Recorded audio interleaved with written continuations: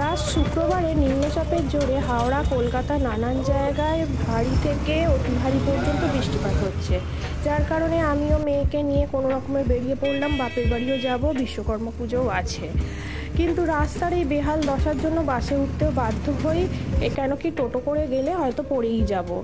তো এই যে এর আগেও তোমাদের ছবি দেখিয়েছি আমাদের বাড়ির ওদিকে, আর আজ দেখাচ্ছি বাপের বাড়ির ওদিকের মেন রোডের রাস্তা। যাই হোক, তাড়াতাড়ি চলেও এলাম বাসে করে। আর এখানে দেখি মা এসে বেড়ালগুলোকে দুধ বিস্কিটস খেতে দিচ্ছে, আর এরা মায়ের হাতেই খাবে। আমি নতুন বলে আমাকে দেখে এদিক ওদিক সেদিক ছোটাছুটি করছে। মা দিনে 2-3 বার পারলেই ওদের খেতে দেয় দুধ রুটি, দুধ বিস্কিট যা পারে। মাছের কাঁটা তো আছেই তার সাথে।